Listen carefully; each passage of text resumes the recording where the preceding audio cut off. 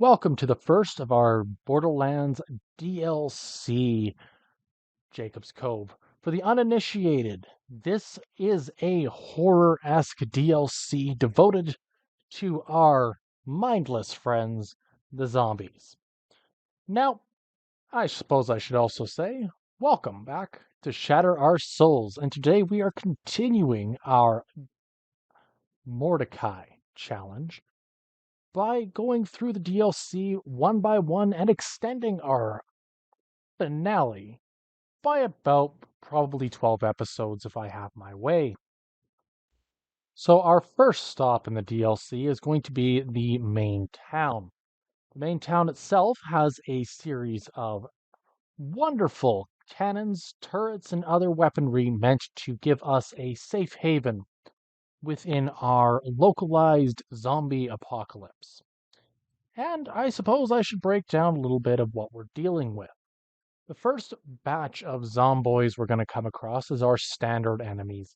Nothing serious, just a quick 1-2 tap and they'll be dealt with. The ones that I'm more so concerned with are the pukers.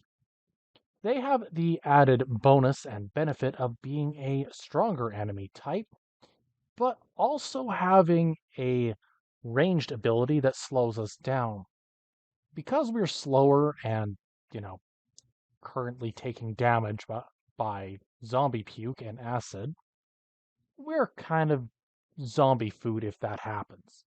Thus, taking down and prioritizing each target as they come, and in the order of their specific damage type, will allow us to survive longer in this particular circumstance.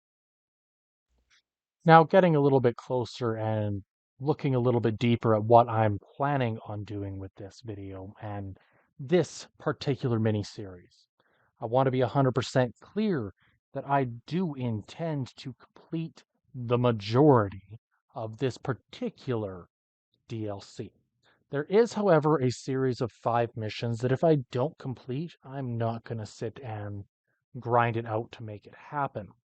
This is spoiler alert for those that don't want to hear it in 3, 2, 1.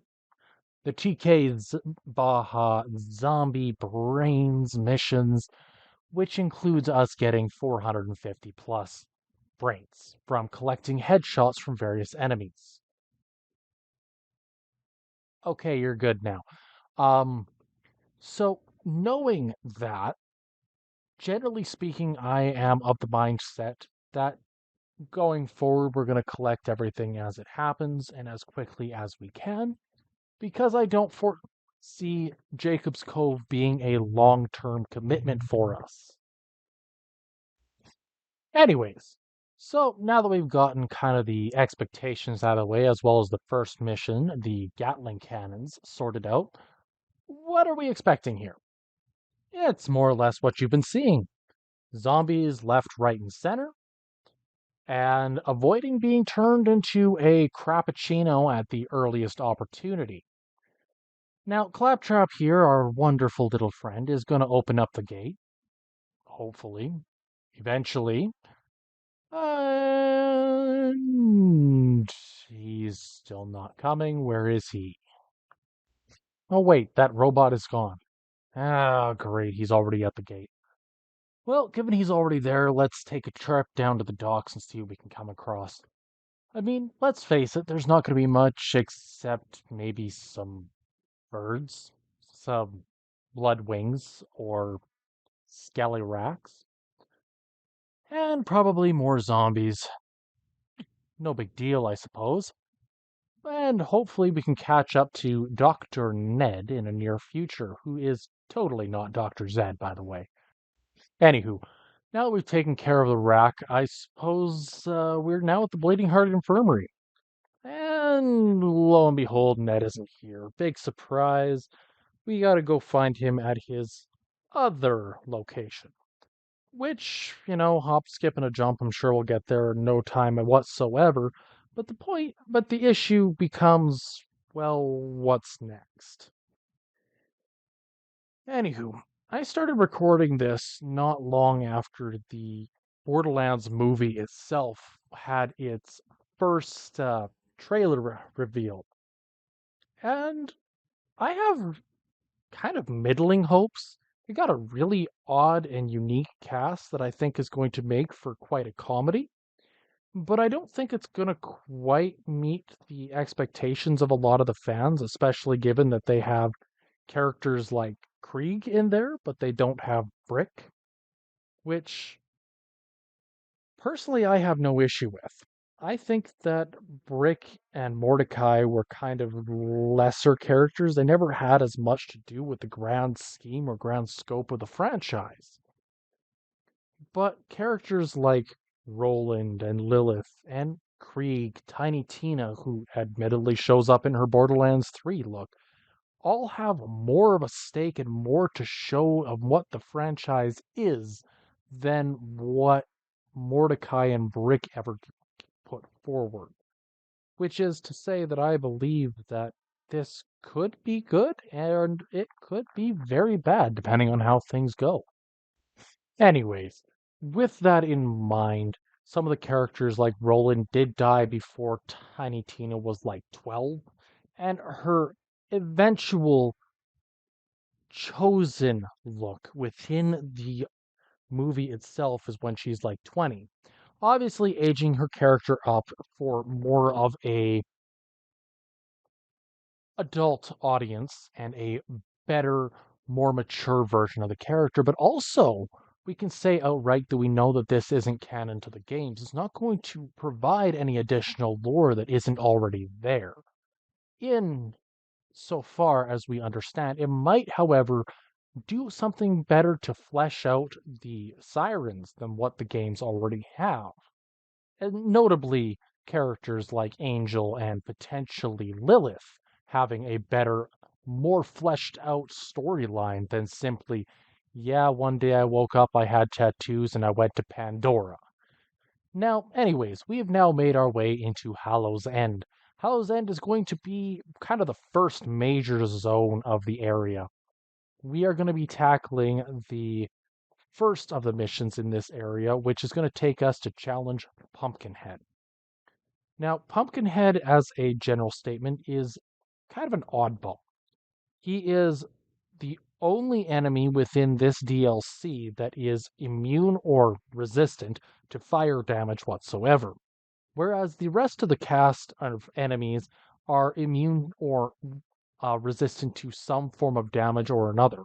Standard zombies are immune to corrosion damage. Um, Badass Tankensteins are immune to shock damage. The only real, genuine, consistent damage pool that you can get is your standard bullets, which, congratulations, you're in Jakobs Cove. That's what they succeed and thrive on. But the other option is a slightly lesser known, or perhaps more well known, side storyline character, Torg weapons, which specialize in explosive damage, which is honestly perfect for this.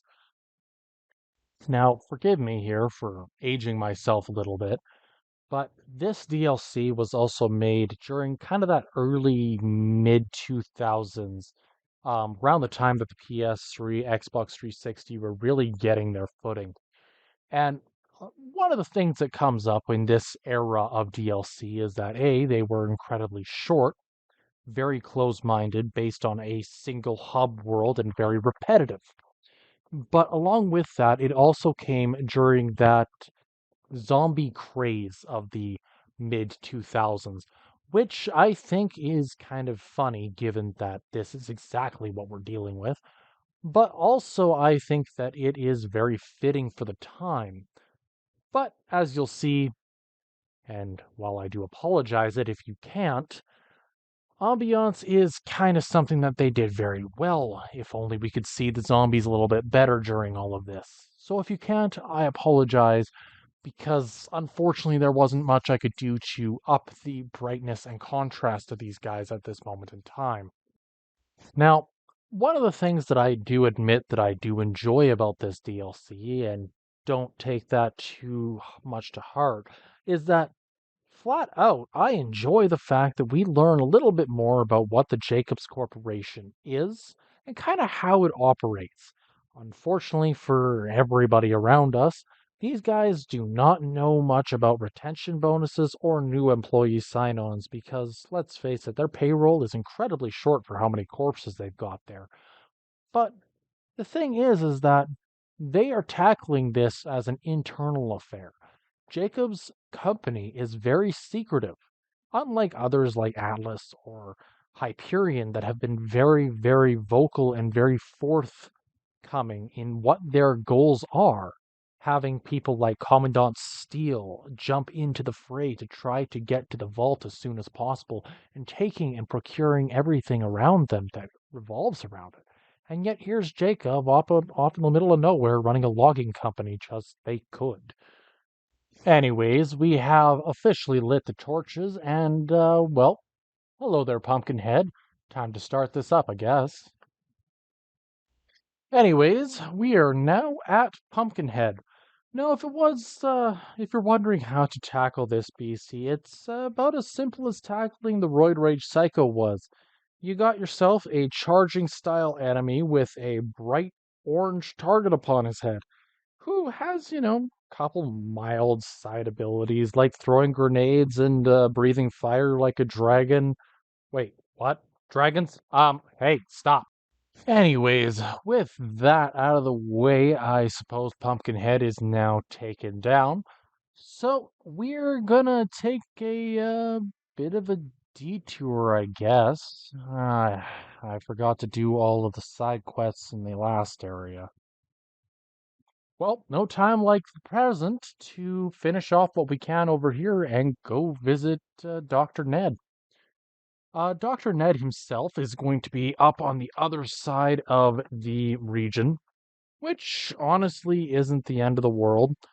But, well, Ned's kind of an oddball, because he is, by all accounts, a good doctor. He might not have the best location nor the best practice, but let's be honest, he can still raise the dead. That makes him pretty good, or at least a late healer. Yeah, one way or another, he is our next mark. Now, I'm pretty sure you've noticed at this point that I'm focusing very heavily in on my revolver. Reason for that is mostly down to two basic qualities. The first is range, in that a revolver is best for mid and short range weapon or strikes comparatively to a sniper rifle. And the second is fire rate. My revolver can fire almost as fast as I can pull the trigger. Thus, I can say without much of an issue that the entire purpose of having the revolver at all times is going to be able to mitigate the damage done by trying to focus on snipers. Now, this isn't foolproof. I am going to end up having to use snipers at some point or another. I can already tell just because of ammunition consumption.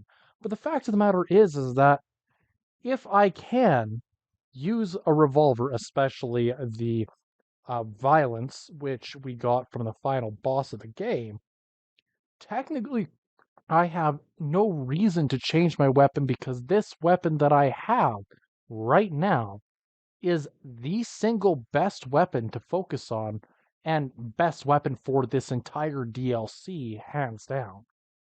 Sorry, I think I might have neglected one of the varieties of zombies earlier in this episode. The last variety that I think I neglected was the suicide zombie, the explosive variant of the zombie classification of enemies. These guys have a large explosive barrel that they throw at you, effectively just to stun and deal as much damage as possible. If it does KO you, great, all is well. If it doesn't, they'll charge you and pull a pin in their shoulder to ignite their bodies. Effectively, if the barrel doesn't do you in, their own explosive gas will. But the nice thing about these guys is that it only takes one shot to defeat them, as with basically everybody in here right now. All you have to do is aim for the barrel above their heads, assuming that you have a chance or have the luxury of time to deal with it. Then they're a-okay and done with.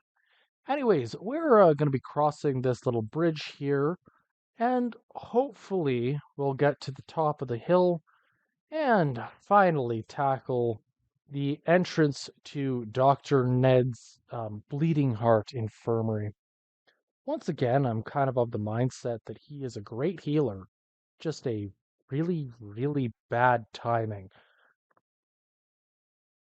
Anyways, now that we're here and we get a opportunity to talk to Dr. Ned one-on-one.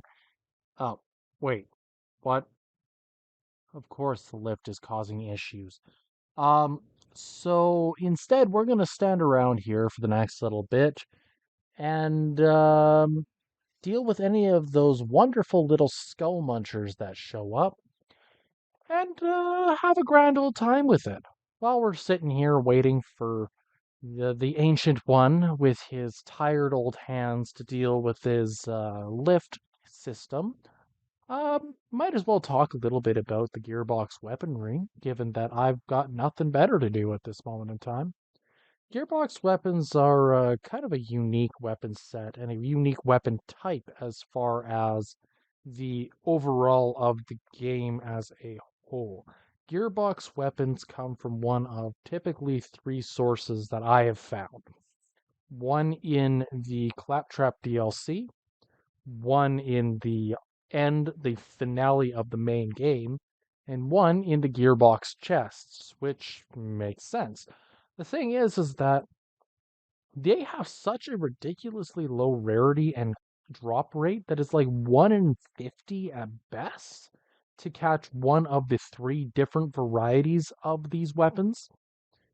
And every single one of them has something that makes them unique in terms of legendary weapons. Have fantastic stats, good damage per second. Can you hurry up, please, you old man? I mean, never mind. Anyways, the point being that these are uniquely powerful weapons that really set the standards for what I think a good legendary weapon should be able to accomplish. They say first do no harm. I think this guy has kind of forgotten that lesson. Geez, the number of undead, dead, and other individuals out here is just unbelievable. And, like, the fact is that he's not even trying anymore. He is actively experimenting to see how long his creations can survive against a bona fide monster slayer, and he's just having the time of his life. Like, honestly, there's absolutely nothing that he wants to do more than just watch, see what happens, see how long and how many of his creations have come to devour thy brains. Honestly, if it weren't up to me, I'd be done this a long time ago, but he's gonna be what he's gonna be, and I refuse to become a Crappuccino. So, I guess we'll keep knocking enemy brains out. Nasty, disgusting, maggot and parasite filled brains, but still brains nonetheless. Okay. Anyways, now that we have officially met and shook Dr. Ned's hand, what a wonderful man, saving lives and totally, totally not made up with his crooked mustache. But be that as it may, I found myself a nice spot with some beautiful sight lines. If only I could have used that about 2 minutes ago. Anywho, we are now heading out to his old infirmary uh, to discover or rather rediscover, an antidote to this zombie apocalypse that he curated. What are the odds of that working right? Anywho, be that as it may, we have plenty of time to breathe, relax, and enjoy the bloody mist against our skin as we slowly wander our way through the flood of flesh back to Jacobs Cove's main hub and probably deal with a couple with those other side quests over there while without it. Right? Not a huge issue. Ba-doo, let's go tackle these guys. It kind of just came to me that this is the first real taste we get of what Borderlands would eventually become, at least what they were aiming for it to become. I've got to be very specific about that because myself and Backdraft had a conversation about it not too long ago. What Borderlands started as was this next up and coming Call of Duty, really serious type of shooter that was aiming to be more of an RPG, aiming to build your character up to be the next super soldier of the area. And they decided to throw that out the window with the DLC and aim for something a bit more kooky, a bit more laughable, and something that had humor to it, but humor that landed and landed well.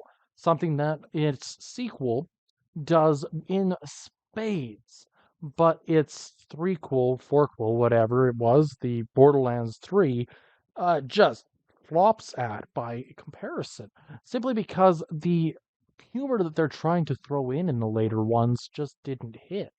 Whereas what they attempted here was, yeah, here the character is not made up, totally not made up. Can you see his wonderful fake mustache wiggling in the wind?